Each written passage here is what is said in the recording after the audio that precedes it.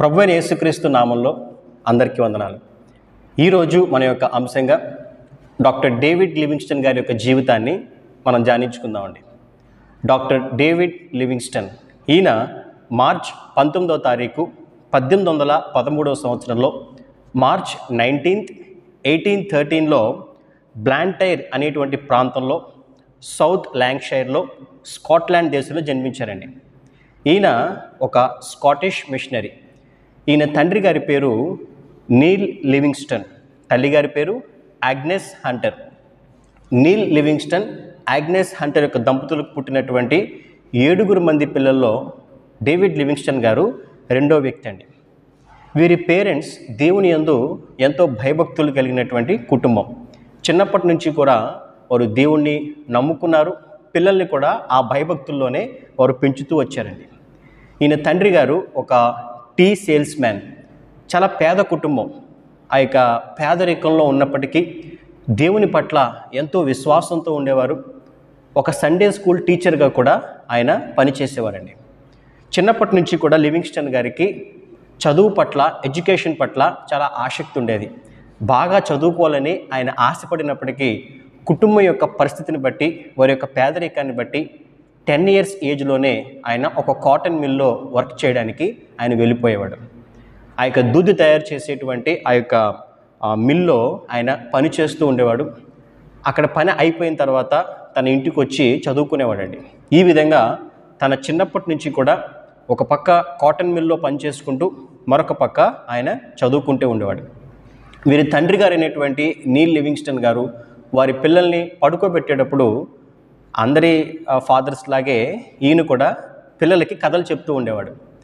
ఆయా కథలు చెప్తూ వారిని పడుకోబెడుతూ ఉండేవాడు. ఒకసారి డేవిడ్ లివింగ్స్టన్ గారిని ఇంకా కొంతమంది పిల్లల్ని ఆయన పడుకోబెడుతూ ఒక కథను ఆయన చెప్పాడు. ఎవరి గురించి అంటే medical missionary autobiography. Medical missionary autobiography పుస్తకాన్ని ఆయన చదువుతూ ఒక కథ రూపంలో ఆ యొక్క డచ్ మెడికల్ మిషనరీస్, ఆ యొక్క డచ్ వారు చేసినటువంటి ఆ యొక్క మెడికల్ మిషనరీస్ యొక్క సేవలను ఒక కథ రూపంలో ఈయన చెబుతూ వస్తున్నాడండి. ఎప్పుడైతే ఈయన ఈ విధంగా ఆ యొక్క మెడికల్ మిషనరీస్ గురించి కథల రూపంలో చెబుతూ వస్తున్నాడో ఒకానొక రోజు డేవిడ్ లివింగ్స్టన్ లేచి, డాడీ నేను కూడా పెద్దవాడైన తర్వాత ఒక మెడికల్ మిషనరీ అవుతాను అని చెప్పాడంటండి. వారి తండ్రి గారు సరేనమ్మా అవుది కానీ అని చెప్పి పడుకోబెట్టారు. అంటే ఏదో పిల్లలు అలా ఉంటారు కదా అని చెప్పి అనే ఉద్దేశంతో ఆయన పెద్దగా పట్టించుకోలేదు. కానీ ఆ యొక్క 10 years ఏజ్ నుంచే డేవిడ్ లివింగ్స్టన్ గారి యొక్క హృదయంలో ఆయన ఎంతో బలమైనటువంటి పట్టుదలతో ఒక మెడికల్ మిషనరీగా మారాలని ఆయన అనుకున్నాడండి. చిన్నప్పటి నుంచి కూడా ఆయన ఎంతో కష్టపడి చదువుతూ ఉండేవాడు. ఎందుకంటే మెడికల్ మిషనరీ అవ్వాలంటే ముందు మెడిసిన్ కంప్లీట్ చేయాలి, ఒక డాక్టర్ అవ్వాలి. ఆ ఉద్దేశంతోనే చిన్నప్పటి నుంచి కూడా తన సమయాన్ని వృధా చేసుకోకుండా చక్కగా చదువుకుంటూ ఖాళీ సమయంలో పని చేసుకుంటూ ఈ విధంగా ఆయన జీవిస్తున్నాడండి. మొత్తానికి ఆయన తనకి 25 years వచ్చేటప్పటికి ఆ యొక్క మెడిసిన్ని కంప్లీట్ చేసి ఆయన డాక్టర్ అయ్యాడు. ఈ విధంగా మెడిసిన్ కంప్లీట్ చేసుకున్న తర్వాత ఆయన దేవునికి ప్రార్థించడం మొదలుపెట్టాడు. మోకరించి దేవుని ప్రార్థిస్తున్నాడు. ఆయన ఏమని ప్రార్థించేవాడో చదివి వినిపిస్తానండి. Send me anywhere, only go with me. Lay any burden on me, only sustain me. And serve any tie in my heart except the tie that binds my heart to yours. ఈ విధంగా ఆయన మోకరించి దేవుని ప్రార్థించేవాడంటండి. ఈ యొక్క ప్రార్థన యొక్క అర్థాన్ని కూడా మీకు నేను తెలియజేస్తాను. నన్ను ఎక్కడికైనా పంపు ప్రభువా, నువ్వు నాతో వస్తే చాలు. ఎంత బరువైనా నాపై వేయి, భరించే శక్తినిస్తే చాలు. ఎన్ని బాధ్యతలైనా నాకు అప్పగించు, ప్రతి బాధ్యత నీ రాజ్యానికి ఉపయోగపడితే చాలు అని ఆయన దేవుణ్ణి ప్రార్థిస్తూ ఉండేవారు. ఈ విధంగా డేవిడ్ లివింగ్స్టన్ తన యొక్క ఎడ్యుకేషన్ కంప్లీట్ చేసుకుని దేవుణ్ణి ఆయన ప్రార్థిస్తూ ఆయన ముందుకెళ్తూ ఉన్నాడు. అదే సమయంలో మేరీ అనేటువంటి ఆమెతో ఈయనకు వివాహం జరిగిందండి. ఈ మేరీ మొఫెట్ ఈమె కూడా ఒక మిషనరీ యొక్క కుమార్తె. ఈమె తండ్రి గారి పేరు రాబర్ట్ మొఫెట్. రాబర్ట్ మొఫెట్ గారి జీవితాన్ని గురించి ఆల్రెడీ మనం ధ్యానించుకున్నాం. ఆయన ఆఫ్రికా దేశంలో అద్భుతమైనటువంటి పరిచర్య చేసిన వ్యక్తి. డేవిడ్ లివింగ్స్టన్ గారికి ఈ యొక్క మ్యారీ మోఫెట్ గారికి వివాహం జరిగింది. వారి వివాహం అయిన తర్వాత ఆయన ఎప్పుడైతే ఈ విధంగా ఆయన ప్రార్థన చేస్తూ వస్తున్నాడో ఒకానొక రోజు ఆయన దేవుని యొక్క స్వరాన్ని ఆయన విన్నాడండి. ఏమనంటే, I'm with you always even and to the end of the age. I'm with you always even to the end of the age. నేను నీతో ఉన్నాను, అంతము వరకు నేను నీతో ఉంటాను అని ప్రభువు ఆయన వాక్యం ద్వారా ఈయనతో మాట్లాడారంట. ఆ తర్వాత ఒక మిషనరీగా ఆయన సేవ చేయాలని ఒక బలమైన నిర్ణయంతో ముందుగా చైనా దేశం వెళ్ళి సేవ చేయాలని ఆయన అనుకున్నాడండి. అదే ఉద్దేశం మీద ఆ యొక్క లండన్ మిషన్ సొసైటీ, మనకి ఇంగ్లాండ్లో ఉన్నటువంటి ఆ యొక్క ఎల్ఎంఎస్ ద్వారా ఆయన వెళ్ళాలని ఆశపడ్డాడు. కాకపోతే ఈ యొక్క లండన్ మిషన్ సొసైటీ వారు, అయ్యా ఆల్రెడీ చైనాలో అనేక మంది మిషనరీస్ వారు సేవా పరిచయం చేస్తున్నారు, కాకపోతే ఆఫ్రికాకి ఎవరు వెళ్ళట్లేదు, ఆఫ్రికాలో మీరు సేవ చేస్తారా? ఎందుకంటే ఆఫ్రికాకి ఎవరు వెళ్ళట్లేదు అని అన్నప్పుడు డేవిడ్ లివింగ్స్టన్ గారు, నేను ఆఫ్రికా వెళ్ళి సేవ చేయడానికి సిద్ధంగా ఉన్నాను అని చెప్పి ఆయనకి 28 సంవత్సరాల వయసు ఉన్నప్పుడు ఆయన తన భార్యతో కలిసి సౌత్ ఆఫ్రికాలో కేప్ టౌన్ అనేటువంటి ప్రాంతానికి ఆయన రీచ్ అయ్యాడండి. ఈ విధంగా ఆయన ఆఫ్రికా దేశం వెళ్ళిన తర్వాత అక్కడే ఒక మిషనరీ దగ్గర ఉంటూ సౌత్ ఆఫ్రికా ఆ యొక్క ప్రజల గురించి వారి యొక్క భాషలను ఆయన నేర్చుకోవడం ప్రారంభించాడు. ఆయా తెగల్లో మాట్లాడేటువంటి ఆ యొక్క ఆఫ్రికన్ లాంగ్వేజెస్ని వారు నేర్చుకున్న తర్వాత ఆఫ్రికాలో ఒక విలేజ్ నుంచి మరొక విలేజ్కి రీచ్ అవుతూ వారు దేవుని సువార్తను ప్రకటించడం ప్రారంభించారండి. ఈ విధంగా వారు సువార్తలో ముందుకెళ్తూ ఉన్నారు. అక్కడే డేవిడ్ లివింగ్స్టన్ మరియు మేరీ గారికి కొంతమంది పిల్లలు కూడా పుట్టారు. కాకపోతే పుట్టినటువంటి ఆ పిల్లలకి ఆ క్లైమేట్ పడలేదండి. విపరీతమైనటువంటి ఆ యొక్క హీట్ అదంతా కూడా పిల్లలకి పడకపోవడం వల్ల అస్తమాను వారు అనారోగ్యం వచ్చేది, ఆ యొక్క ఫీవర్ అస్తమానం వచ్చేదండి. అప్పుడు డేవిడ్ లివింగ్స్టన్ గారు తన యొక్క భార్యతో అన్నారు, అమ్మా మనం సేవ చేయడం చాలా ముఖ్యం, కాకపోతే మన కుటుంబాన్ని కూడా మనం జాగ్రత్తగా కాపాడుకోవాలి, అది కూడా మన బాధ్యతే. ఇక్కడ ఉన్నటువంటి వాతావరణ పరిస్థితులు పిల్లలకు ఏమాత్రం కూడా వారు తట్టుకోలేకపోతున్నారు. ఇలాగే ఉంటే వారిని మనం కోల్పోయే ప్రమాదం ఉంది. కాబట్టి నువ్వు పిల్లల్ని తీసుకుని స్కాట్లాండ్కి వెళ్ళిపో, నేను ఇక్కడ సేవ చేస్తాను, నేను మరలా వచ్చి మిమ్మల్ని కలుస్తానని చెప్పి తన భార్య పిల్లల్ని స్కాట్లాండ్కి పంపించేస్తారండి. ఈయన మాత్రం అక్కడే ఉండి దేవుని సువార్తను ఆయన కొనసాగిస్తూ ఉన్నారు. ఈ విధంగా ఆయన ఒక ప్లేస్ నుంచి మరొక ప్లేస్కి ఆ యొక్క నార్త్ వైపుగా ఆయన ప్రారంభించి చివరి వరకు, ఆ తర్వాత వెస్ట్ నుంచి స్టార్ట్ చేసి ఈస్ట్ వరకు, ఈ విధంగా ఆఫ్రికా దేశం మొత్తాన్ని కూడా ఆయన తిరుగుతూ ఉన్నాడు. ఏమంటే తన యొక్క పరిచర్యలో ఆయన 2500 కిలోమీటర్ల పాటు ఆయన నడుస్తూ అనేక మందికి ఆయన సువార్త ప్రకటించారంటండి. ఈ విధంగా లివింగ్స్టన్ గారు ఆ యొక్క సౌత్ ఆఫ్రికాలో ఆయన పరిచర్య చేస్తున్నాడు.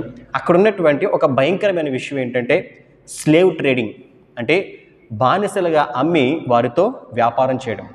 సౌత్ ఆఫ్రికాలో ఉన్నటువంటి ఆ యొక్క ప్రజల్ని కొన్ని కంపెనీస్, ఆ యొక్క అమెరికా, యూరప్, ఆస్ట్రేలియాలో ఉన్నటువంటి ఆయా డబ్బున్నటువంటి దేశాలు కొంతమంది మనుషుల్ని ఏర్పాటు చేసి వారికి బాగా డబ్బులు ఇచ్చి వారితో రౌడీయిజం లాగా చేయించి ఆఫ్రికా పంపించి, ఉదాహరణకి ఈ గ్రూప్ ఎవరైతే ఉన్నారో ఈ గ్రూపు ఒక విలేజ్కి వెళ్తే అక్కడ బలమైనటువంటి ఆ యొక్క 1000 మందిలో బలమైన 50 మంది 100 మందిని కాల్చి చంపేసేవారండి. ఆ మిగిలిన 900 మంది చాలా భయపడిపోయేవారు. వారందరినీ పట్టుకుని వారి చేతులకి కాళ్ళకు ఇనప సంఖ్యలు వేసి వారి తలలకు ఇనప హెల్మెట్లు పెట్టి వారిని బానిసలుగా అక్కడి నుంచి నడిపిస్తూ కొన్ని 100 కిలోమీటర్లు వారు నడిపించేవారంటే చాలామంది దారి మధ్యలో చనిపోయేవారు. ఆ తర్వాత ఒక ఓడ ఎక్కించి వారిని ఇంగ్లాండ్, అమెరికా, ఆస్ట్రేలియా లాంటి దేశాలకు వారిని తీసుకొచ్చి బానిసలుగా వారిని అమ్మేవారంటండి. ఈ విధంగా ఒక భయంకరమైనటువంటి స్లేవ్ ట్రేడింగ్ ఆనాడు ఆఫ్రికాలో వారు చేస్తూ ఉండేవారు. ఇది చూసినటువంటి డేవిడ్ లివింగ్స్టన్ గారు ఎంతో బాధపడ్డారు, ఎంతో వేదన చెందారు. ఇదెక్కడి అన్యాయం, ఇదెక్కడి దుర్మార్గం, ఇంత దుర్మార్గంగా ఉన్నటువంటి ప్రజల్ని బానిసలుగా అమ్మేస్తారని చెప్పి ఆ స్లేవ్ ట్రేడింగ్ మీద ఆయన ఫైట్ చేయడం స్టార్ట్ చేశాడండి. ఈ విధంగా ఆయన చేసినటువంటి ఆ యొక్క బలమైన పరిచర్యల్లో మొదటిది సువార్త ప్రకటించడం, రెండవది ఆ స్లేవ్ ట్రేడింగ్ మీద పోరాడి దాన్ని ఆపడం. ఆ విధంగా లివింగ్స్టన్ గారు అక్కడ గొప్ప పరిచర్య ఆయన చేస్తూ వస్తున్నారు. ఏమండి, ఆయన జీవితంలో ఈ సువార్త చేస్తున్నప్పుడు ఆయన ఎన్నో ఇబ్బందులు పడ్డాడండి. ఎన్నో శ్రమలు, ఎన్నో శోధనలు, ఎన్నో గాయాలను ఆయన పొందవలసి వచ్చింది. ఒకానొక సమయంలో ఆయన ఒక గ్రామం నుంచి మరొక గ్రామానికి వెళ్తున్నప్పుడు చీకటి పడింది. ఆయన ఒక చిన్న గ్రూప్తో ఆయన వెళ్తూ ఉండేవారు. ఈ విధంగా వెళ్తూ ఉన్నప్పుడు చీకటి పడిందని చెప్పి వారందరూ కూడా కాగడాలు పట్టుకుని వారు వెళ్తున్నారండి. వెళ్తుంటే ఆ ఆఫ్రికాలో చాలా దట్టమైన అడవులు ఉండేవి. ఆ అడవుల్లో చాలా క్రూర మృగాలు, ఎలిఫెంట్స్ అని, లయన్స్, చీతా, ఇంకా రకరకాల జంతువులు ఉంటూ ఉండేవండి. ఒకానొక సమయంలో ఒక లయన్ సడన్గా ఈ మీద అటాక్ చేసింది. అటాక్ చేసి దాని యొక్క బలమైన పంజాతో ఈయన లెఫ్ట్ హ్యాండ్ మీద కొట్టి కొంత కండను లాగేసిందండి. ఆయన చూస్తుండగానే అది వచ్చి అటాక్ చేసేసింది. ఆ తర్వాత ఆ హ్యాండ్కి ఆయన ఎంతో ట్రీట్మెంట్ చేసుకున్నారు. ఆయనే డాక్టర్ కాబట్టి ఆయన ఎంతో ట్రీట్మెంట్ చేసుకున్నా, ఎన్ని కట్లు కట్టినా ఆ తర్వాత ఆ హ్యాండ్ పంచర్ మానేసిందండి, ప్యారలైజ్ అయిపోయింది. ఆ విధంగా ఆయన లెఫ్ట్ హ్యాండ్ అంతా కూడా ప్యారలైజ్ అయిపోయింది. ఆ తర్వాత మరొక సందర్భంలో ఏమైందంటే, ఎప్పుడైతే ఈ లెఫ్ట్ హ్యాండ్ ప్యారలైజ్ అయిపోయిందో ఆయన స్టిల్ కొంత రెస్ట్ తీసుకుని మరలా ఆయన సువార్త చేస్తున్నాడు. ఒక గ్రామం నుంచి మరొక గ్రామానికి ఆయన ఆ దట్టమైనటువంటి ప్రాంతాల్లో వెళ్తున్నప్పుడు అక్కడ కొన్ని ముళ్ళ పొదలు, కొన్ని ముళ్ళ చెట్లు ఉంటూ ఉండేవి. ఈయన తన రైట్ హ్యాండ్తో ఆయన ఒక కంచత్ర ముళ్ళు ఉన్నటువంటి ఆ యొక్క కొమ్మను ఆయన పట్టుకుని సడన్గా వదిలేసాడండి. వదిలేస్తే ఆ కొమ్మ సరాసరి ఈయన మీదకి వస్తుంది. ఒకవేళ లెఫ్ట్ హ్యాండ్ కనుక కూడా ఉండుంటే ఆయన ఆపుకునేవాడేమో. ఎప్పుడైతే లెఫ్ట్ హ్యాండ్ ప్యారలైజ్ అయిపోయిందో ఆ కొమ్మ సరాసరి తలకు తగిలినప్పుడు అక్కడ ఉన్నటువంటి ముళ్ళు తన లెఫ్ట్ ఐ కనుగుడ్డు గుచ్చుకుని కన్ను పోయిందండి. ఈ విధంగా ఆయన లెఫ్ట్ హ్యాండ్ అంతా కూడా ప్యారలైజ్ అయిపోయింది, లెఫ్ట్ ఐ మొత్తం పోయింది. బట్ స్టిల్ ఆయన సువార్త ఆపలేదు. ఆయన ఇంకా సువార్త ప్రకటిస్తూనే ఉన్నాడు. మరొక సందర్భంలో ఏమైందంటే, ఆయా ప్రాంతాల్లో వెళ్తున్నప్పుడు ఒక బురదలో నుంచి వారు వెళ్ళాల్సి వచ్చింది. ఎప్పుడైతే వారు బురదలో నుంచి మరి వెళ్తున్నారో ఏ విషపు పురుగు పుట్టిందో తెలియదు, కానీ ఆయన కాళ్ళని ఒక విషపు పురుగు కుట్టేసిందండి. ఆ తర్వాత ఆ కాలుకి ఎంత ట్రీట్మెంట్ ఆయన చేసుకున్నా, ఎన్ని మెడిసిన్స్ వేసుకున్నా ఆయనకి ఏమాత్రం రెస్పాన్స్ దొరకలేదు. ఆయన తన లైఫ్ లాంగ్ అలా కుంటుతూనే ఉండేవాడంట. ఈ విధంగా ఆయన సేవా పరిచర్య చేస్తున్నాడు, ఎన్నో ఇబ్బందులు పడుతున్నాడు, ఎన్నో శ్రమలు అనుభవిస్తున్నాడు. బట్ స్టిల్ ఆయన సువార్త చేయడం మాత్రం ఆపలేదు. ఆఫ్టర్ లాంగ్ టైం, ఒక 5 సంవత్సరాల తర్వాత తన ఇంటి నుండి ఒక లెటర్ వచ్చింది. ఏమనంటే, మీ తండ్రి గారి ఆరోగ్యం క్షీణించింది, నీల్ లివింగ్స్టన్ యొక్క ఆరోగ్యం బాగోలేదు, మీరు ఒక్కసారి రండి అని చెప్పి ఒక లెటర్ వచ్చిందండి. ఈయన కూడా తన కుటుంబాన్ని చూసి అనాలైంది. తను ఎంతో ప్రేమించినటువంటి తన తండ్రి అనారోగ్యంగా ఉన్నాడని చెప్పి ఆయన ఆఫ్రికా నుంచి ఆ యొక్క స్కాట్లాండ్కి, ఆ యొక్క ఇంగ్లాండ్కి ఆయన వెళ్ళిపోయాడండి. అక్కడికి వెళ్ళి తన యొక్క తండ్రి యొక్క సమాధి కార్యక్రమం, అప్పటికి ఆయన మరణించాడు, సమాధి కార్యక్రమం పూర్తి చేసుకుని తన యొక్క భార్య దగ్గరికి వెళ్ళినప్పుడు విచిత్రం ఏంటంటే, ఆయన భార్య ఈయన్ని గుర్తుపట్టలేకపోయింది. 5 సంవత్సరాల తర్వాత తన సొంత భర్తను ఆమె గుర్తుపట్టలేనంత విధంగా ఆయన మారిపోయాడండి. ఆఫ్రికాలో ఉన్నటువంటి ఆ యొక్క వాతావరణ పరిస్థితుల వల్ల, ఎండ వల్ల ఆయన రూపురేఖలు మారిపోయినాయి. లెఫ్ట్ హ్యాండ్ అంతా ప్యారలైజ్ అయిపోయింది, లెఫ్ట్ ఐ అంతా పోయింది, కాళ్ళు కుంటుతున్నాడు. ఈ విధంగా తన భర్తను చూసి ఎంతో బాధపడి ఆయన్ని పట్టుకుని ఏడ్చిందంటే తన భార్య. ఆ తర్వాత కొన్నాళ్ళ పాటు ఆయన అక్కడే ఉండి రెస్ట్ తీసుకున్నారు. ఆ తర్వాత ఆయన మరలా, లేదు, దేవుడు నన్ను ప్రేరేపిస్తున్నాడు, నా హృదయంలో ఎంతో భారం ఉంది, అక్కడ ఇంకా ఎన్నో గ్రామాల్లో సువార్త అందించాలి, నేను ఆఫ్రికా వెళ్ళిపోతున్నాను అని చెప్పి తన భార్యతో చెప్పాడు. నువ్వు వస్తావా అనంటే ఆమె, తప్పకుండా వస్తానండి, కాకపోతే మన పిల్లలు ఇంకా చిన్నపిల్లలు కాబట్టి వారు కొంచెం ఎదిగిన తర్వాత వారిని మన బంధువులకు అప్పగించి నేను కూడా మీతో వచ్చేస్తానని చెప్పింది. అప్పుడు డేవిడ్ లివింగ్స్టన్ గారు మరలా ఆఫ్రికా వచ్చారండి. ఆయన ఆఫ్రికా వచ్చిన తర్వాత ఆయన చేస్తున్నటువంటి ఆ యొక్క పరిచర్యను ఆయన కొనసాగిస్తూ ఉన్నాడు. ఆ తర్వాత కొన్నాళ్లకు తన భార్య ఆమె చెప్పినట్లుగానే పిల్లల్ని వారికి అప్పగించి ఆమె కూడా ఆఫ్రికాకి తన భర్త దగ్గరికి ఆమె వచ్చేసిందండి. ఇద్దరూ కలిసి కొన్నాళ్ళ పాటు వారు సువార్త ప్రకటిస్తూ ఉన్నారు. ఆయా భయంకరమైనటువంటి ఆ యొక్క అరణ్యాలలో ఆ యొక్క గ్రామాల్లో వారు తిరుగుతూ వారు దేవుని సువార్తను ప్రకటిస్తూ వస్తున్నారు. కాకపోతే ఆమె వచ్చినటువంటి కొన్ని సంవత్సరాలకే ఆమె ఒక అనారోగ్యంతో చనిపోయారండి. చనిపోయిన తర్వాత ఆఫ్రికాలోనే ఆమె సమాధి చేయబడింది. డేవిడ్ లివింగ్స్టన్ గారు మాత్రం ఆ యొక్క సువార్తను, ఆ యొక్క పరిచర్యను ఆయన కొనసాగిస్తూ ఉన్నాడు. ఈ క్రమంలో ఏమైందంటే, ఈయన ఒక ప్లేస్ నుంచి మరొక ప్లేస్కి రీచ్ అవుతూ సువార్త ప్రకటిస్తున్నప్పుడు ఆయనకున్నటువంటి ఈ ప్రాబ్లమ్స్ వల్ల విపరీతమైన పెయిన్ వచ్చేదంటండి. దానికి ఆయన కొన్ని మెడిసిన్స్ ఆయన వేసుకునేవారంట. ఆయన ఒక కొత్త ప్లేస్కి వెళ్ళినప్పుడు అక్కడ ఉన్నటువంటి కొంతమంది ఆకతాయి కుర్రాళ్ళు, ఈయన అస్తమానం ఏమి మందులు వేసుకుంటున్నాడు, ఈ మందులు కనుక ఈయన దగ్గర నుంచి మనం తీసేస్తే ఈయన సువార్త ఆపేస్తాడు అని చెప్పి ఆయన రూమ్ దగ్గరికి వెళ్ళి ఆ మెడిసిన్స్ అన్నింటినీ కూడా వాళ్ళు తీసుకెళ్ళిపోయారండి. ఆ గ్రామంలో ఈయన సువార్త చేసి తన రూమ్కి వెనక్కి వచ్చినప్పుడు తన మెడిసిన్స్ ఎక్కడైనా వెతుక్కుంటే ఎక్కడా కనిపించట్లేదు, విపరీతమైన పెయిన్స్ వస్తున్నాయి.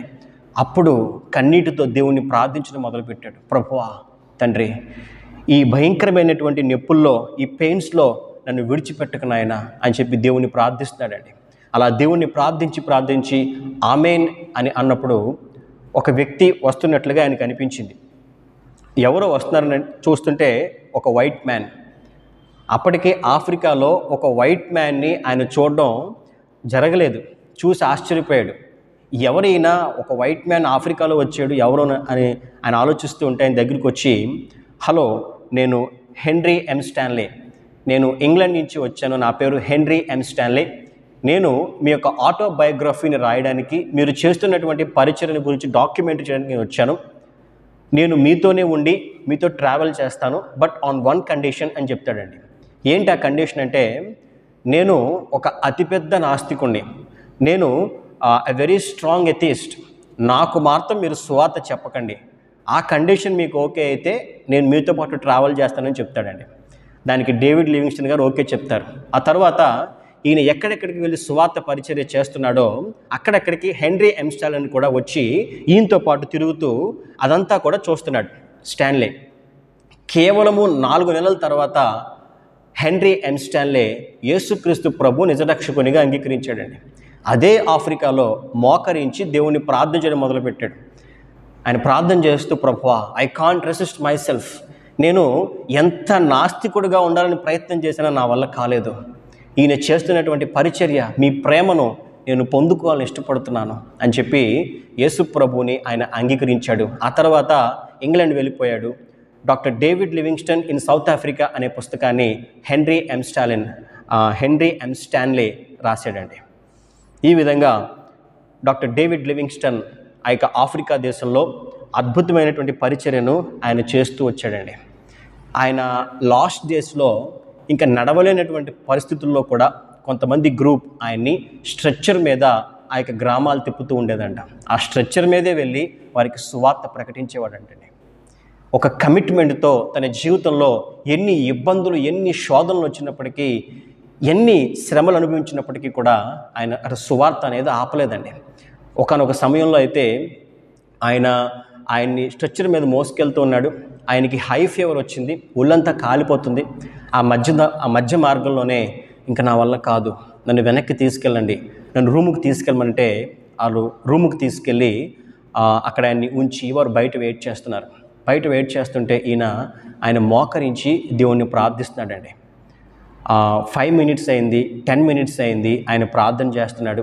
ఆ తర్వాత అరగంట అయిపోయింది. అరగంట అయిపోతే అక్కడ ఉన్నటువంటి వారు, ఇంతసేపు పాస్టర్ గారు, డేవిడ్ గారు మోకరించడం అంత మంచిది కాదు అని చెప్పి ఆయన దగ్గరికి వచ్చి అయ్యా అని చెప్పి ముట్టుకోగానే ఆయన పడిపోయాడండి.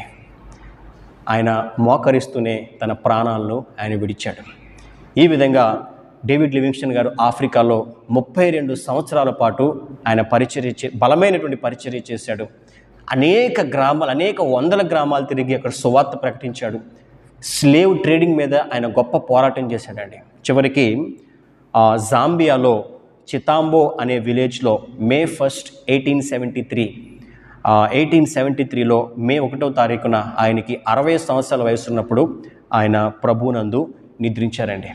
ఈ విధంగా చీకటి కాండంగా పిలువబడినటువంటి ఆ యొక్క ఆఫ్రికాలో యేసుక్రీస్తు సువార్తను ప్రకటించి యేసుక్రీస్తు ప్రభు యొక్క ప్రేమను వారికి చాటి దాన్ని వెలుగుగా మార్చిన వ్యక్తి డాక్టర్ డేవిడ్ లివింగ్స్టన్. ఆ ప్రజలు ఈయనకిచ్చిన బిరుదు ఏంటో తెలుసా అండి? The star of Africa. The star of Africa అనే బిరుదు ఆ ప్రజలందరూ కూడా ఈయనకిచ్చారు.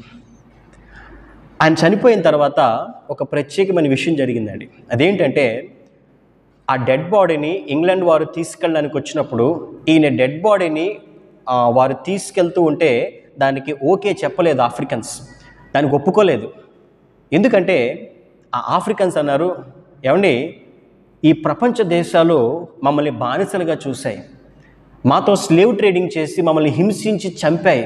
అలాంటిది ఒక వైట్ మ్యాన్ మా దేశం వచ్చి మాతో ఎలాంటి సంబంధం లేకపోయినప్పటికీ ఒక రక్త సంబంధి కంటే ఎక్కువగానే మమ్మల్ని ప్రేమించాడు, మాతోనే ఉన్నాడు, మాతోనే తిరిగాడు, మాతోనే తిన్నాడు, తన జీవితంలో ఆఖరి క్షణం వరకు కూడా మాతోనే ఉండి చనిపోయాడు. అలాంటి వ్యక్తిని చనిపోయిన తర్వాత ఆయన బాడీని తీసుకెళ్ళడానికి మేము ఒప్పుకోమనంటే లేదు ఇది మా రూల్ ప్రకారం మేము తీసుకెళ్ళాలన్నప్పుడు వారు అన్నారు, అయితే ఒక పని చేయండి, ఆయన బాడీని మీరు తీసుకెళ్ళండి, ఆయన హార్ట్ని మాకు ఇచ్చేయండి అంటారండి. ఆయన మనసంతా ఆమె గుండెల నిండా మేమే ఉన్నాం కాబట్టి ఆయన హార్ట్ని మాకు ఇచ్చేయండి అన్నప్పుడు డేవిడ్ లివింగ్స్టన్ గారి ఆయన యొక్క బాడీని కట్ చేసి హార్ట్ని తీసి ఆఫ్రికన్స్కి ఇస్తారు. ఈ విధంగా డేవిడ్ లివింగ్స్టన్ గారి యొక్క బాడీని ఇంగ్లాండ్ దేశంలో వారు ఆ యొక్క సమాధి కార్యక్రమం చేస్తే ఆయన యొక్క హార్ట్ని ఆఫ్రికాలో వారు కూడా సమాధి కార్యక్రమం ఆఫ్రికాలో చేశారండి. ఈ విధంగా డాక్టర్ డేవిడ్ లివింగ్స్టన్ ఆయన జీవితంలో తన బాల్య దశలో ఆ యొక్క పేదరికంలో కూడా పట్టుదలతో చదివి డాక్టర్ అయ్యాడు. డాక్టర్ అయిన తర్వాత ఎంతో సౌకర్యంగా జీవించవచ్చు ఆ యొక్క డాక్టర్గా ఉంటూ, కానీ దాన్ని పక్కన పెట్టి ఆఫ్రికాకు వచ్చి బలమైనటువంటి సేవ చేశాడు. చీకటి కాండాన్ని వెలుగుకరంగా మార్చాడు. వారి జీవితాల్లో ఒక గొప్ప కార్యం చేశాడు. యేసుక్రీస్తు ప్రభు ప్రేమను వారికి పరిచయం చేశాడు. ఈ విధంగా డాక్టర్ డేవిడ్ లివింగ్స్టన్ అద్భుతమైనటువంటి పరిచర్యను ఆయన చేశాడండి. ఇదండి ఆయన జీవితం. రేపటి రోజున మరొక మిషనరీ జీవితాన్ని మనం ధ్యానించుకుందాం. దేవుడు తన పరిశుద్ధ వాక్కును దీవించి ఆశీర్వదించునుగాక. ఆమెన్.